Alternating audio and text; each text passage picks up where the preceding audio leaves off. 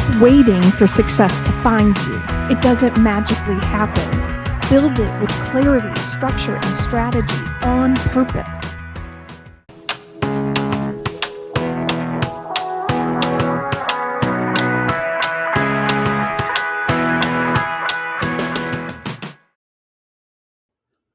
Hello, all, and welcome back to the Industrially Organized Podcast. I'm Nicole, and today I want to talk to you about something that so many professionals feel, but don't always give themselves permission to say out loud. You are allowed to be bored, burnout, or restless in your job, but still feel grateful to have that job.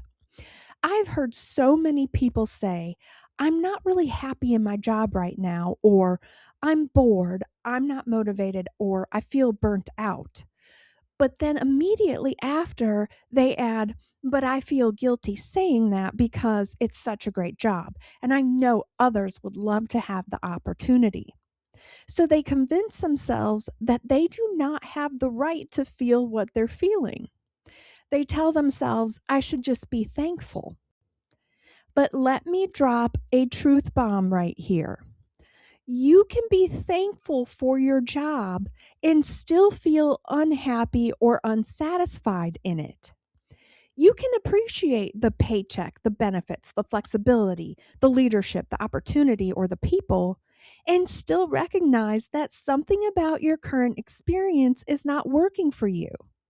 Those things can exist at the same time. Gratitude and dissatisfaction are not opposites. You don't have to prove that you're grateful by pretending that you feel fulfilled. And honestly, I think this is one of the biggest reasons people stay stuck for so long. They start judging themselves for having normal human feelings about their work. They feel guilty for being bored. They feel guilty for wanting more. They feel guilty because they're tired or because they have a job that looks good on a paper but does not feel good in their current season. But your career is not supposed to be something that you silently endure just because it is technically a good opportunity. A good job does not automatically mean it feels right all the time. And I'm not saying you need to abandon ship. I'm saying that you need to give yourself permission to be human. Sometimes the job is good, but maybe you've changed. Sometimes the job is good, but you're exhausted. Sometimes the job is good, but you've outgrown the role. Sometimes the job is good, but the work no longer challenges you. Sometimes the job is good, but you need more purpose, more growth, more autonomy, more creativity, more impact, or maybe simply more rest. That does not make you ungrateful. That makes you self aware. And self awareness is where better career decisions begin. It's when you can start making adjustments as needed. So, what's the difference between being bored, burned out, and ready for a change?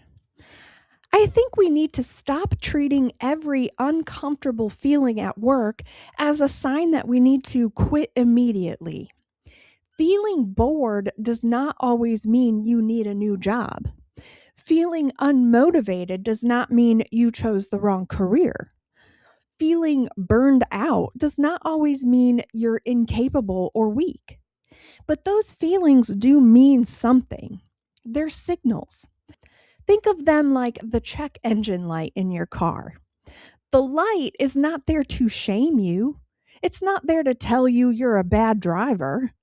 It's there to get your attention and let you know that something needs to be checked.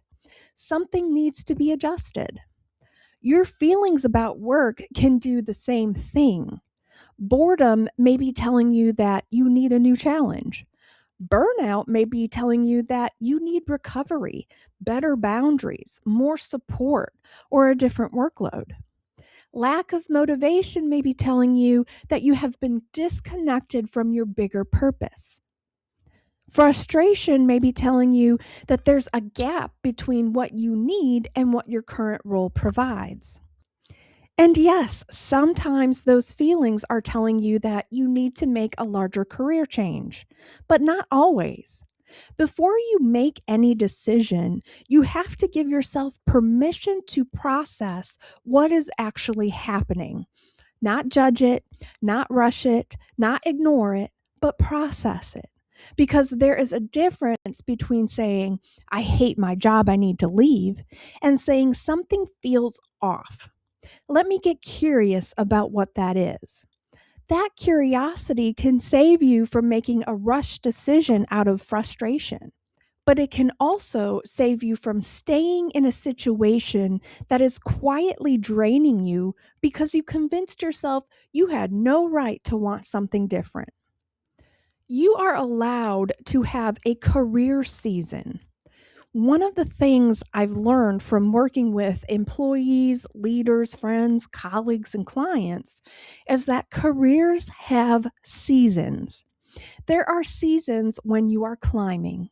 There are seasons when you are learning. There are seasons when you're rebuilding. There are seasons when you're coasting because your personal life needs more of your energy. There are seasons when you are deeply engaged and excited. And yes, there are seasons when you are bored, tired, restless, or disconnected. That does not mean you're failing at your career or life. It means you are in a season that requires your attention. Sometimes people act like the goal is to be endlessly motivated, excited, and grateful for every single day at work. That is not realistic. Motivation is an emotion. It naturally comes and goes. You're not going to wake up every day feeling inspired by your calendar, your inbox, your meetings, or your workload. That's why you need systems, clarity, and strategy. You cannot build a sustainable career by waiting to feel motivated all the time. But you also should not ignore prolonged boredom, exhaustion, resentment, or disengagement. You don't have to panic when those feelings show up, but you do need to listen. Everyone needs to stop turning your feelings into a guilt spiral. Here is where a lot of professionals get stuck. They feel bored or burnt out. Then they feel guilty for feeling bored or burned out. Then they tell themselves they should be more thankful. Then they try to push the feelings down. Then they keep showing up, doing the work, and pretending everything is fine.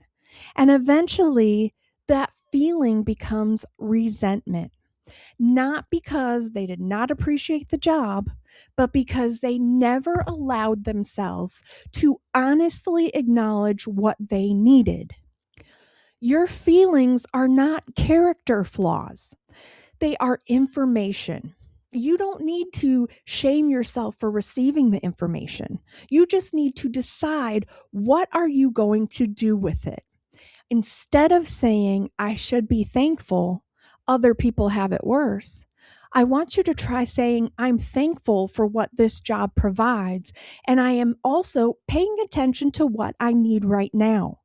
Instead of saying, I have no reason to be bored, try saying, I am bored right now. What is this boredom trying to tell me? Or instead of saying, I should just push through, try saying, I may need to recover, reset, or make a change. Let me get clear before I decide. That mindset shift matters because guilt makes you defensive, but clarity makes you strategic. If you let things wait and fester for too long, there will come a time when you are not able to come out of that disengagement and will have permanent resentment.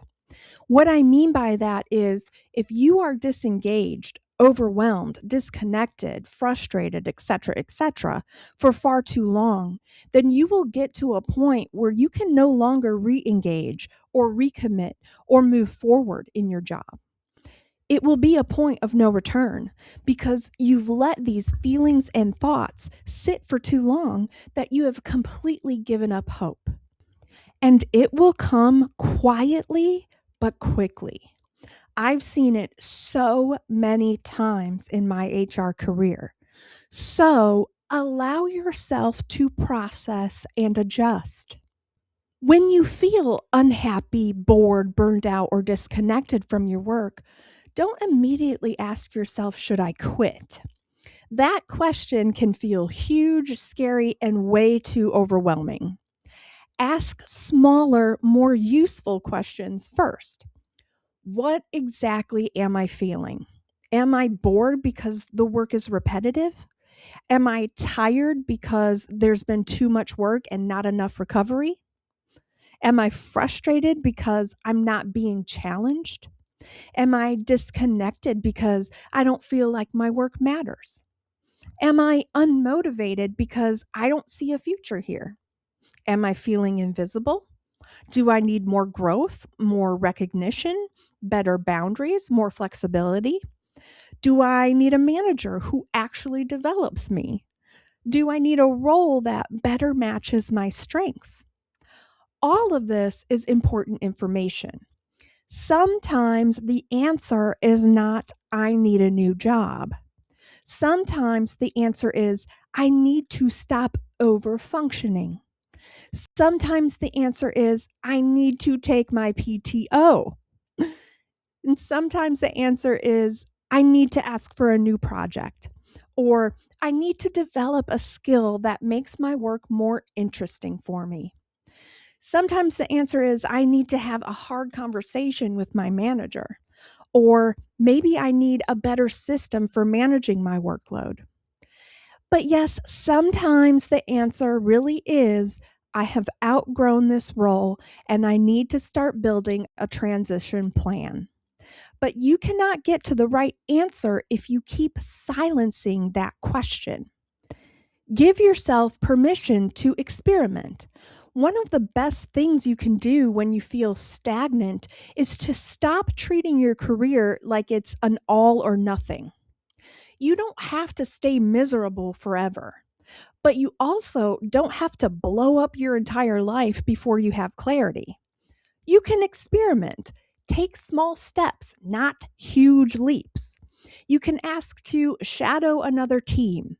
You can volunteer for a project that uses a different skill set. You can take a class. You can mentor someone. You can ask for stretch work. You can reconnect with your network. You can explore what type of work gives you energy. You can make small changes before you make those big changes. That is something I talk about often. Imperfect action. You do not need to know your entire career plan before you start moving.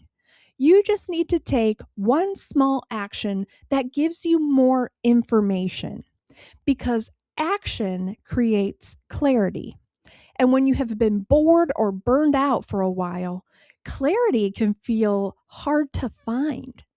You might not know what you want next, and that's okay. But start by paying attention to what you do not want to keep doing. Start by noticing what drains you. Start by noticing what gives you energy. Start by noticing what you miss. Start by noticing what you're curious about. You do not need a perfect answer right away. You just need honest data. Now, I also want to talk about burnout specifically because burnout is often treated like a personal weakness. People say things like, I just need to be more disciplined. I need to work harder. I should stop complaining. I need to get myself together. But burnout is not a discipline problem. Don't drink that Kool-Aid because sometimes it's a capacity problem. Sometimes it's a workload problem. Sometimes it's a boundary problem. Sometimes it's a staffing problem or a leadership problem or a workplace culture problem. Sometimes it's too much going on in your personal life that you can't find the balance. And sometimes it's the result of carrying too much for too long without enough recovery. You cannot out discipline a situation that is constantly draining your capacity. That does not mean you have no control. You always have some agency in how you respond, but it does mean you need to stop blaming yourself for every sign that your mind, body, and energy are overloaded. Pay attention to yourself. Are you exhausted all the time? Are small tasks starting to feel impossible? Are you becoming more cynical than usual? Are you withdrawing from people? Are you losing confidence in the things you normally do well? Are you dreading work before the week even begins? Those are not things to ignore just because you have a great title, a good salary, or a nice office. Rest is not a failure, it's strategy. You deserve to take your own well being seriously. Another thing that makes this difficult is many professionals tie a lot of their identity to work, especially high achievers, or especially people who have worked hard to get where they are, especially the people who grew up believing that a stable, successful career was the ultimate goal. So when work no longer feels good, it can feel like something is wrong with you. But your job is just something you do. It is not the full definition of who you are. And don't let it be, because I have been there and it is devastating when things go wrong. Your current role may be part of your identity. In fact, it should be, but it's not the whole thing. And you are allowed to evolve beyond a role that once fit you well. You're allowed to want more. You're allowed to want different. You're allowed to admit that what used to excite you does not excite you in the same way anymore. That does not erase the value of the opportunity. It just means you're ready to reassess what success needs to look like right now. Here is a simple check in I want you to use the next time you find yourself saying, I feel guilty because I should be thankful for this job. Pause and ask yourself, what am I grateful for in this role? What am I struggling with in this role? What do I need more of right now? Or what do I need less of right now?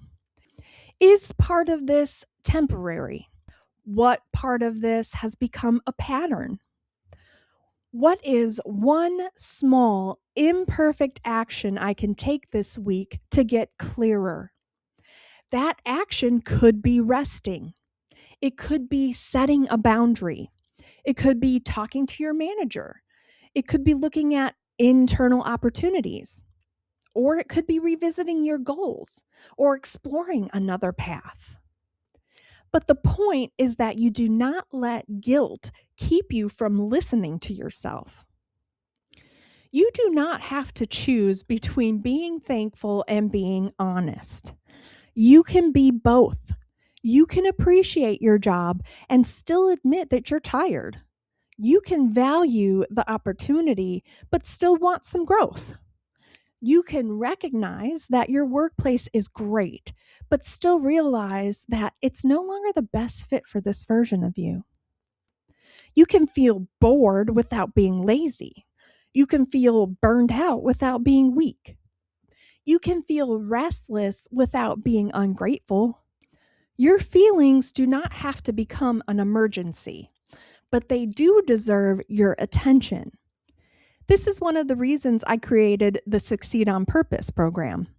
Not to push people to become more productive all the time, and not to tell people they need to quit their jobs whenever they feel uncomfortable. It's about helping people get honest about what they want, understand what is getting in their way, and create a more intentional strategy for their career and their life. Because success is usually not something that just happens to you. And it is definitely not something you endure while pretending you're fine. It's something you build on purpose.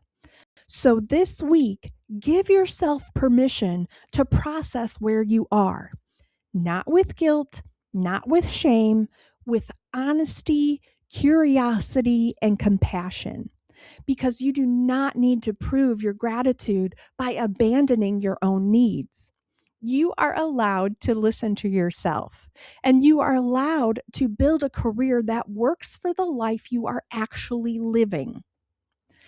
Thanks for joining me today. And remember, give yourself that permission to be honest about where you are, be curious about what you need, and be intentional about what comes next. And keep building your success on purpose. If you liked this episode, please give me a follow, subscribe, or a share. It helps more than you know. Thanks for listening. I'll see you next time.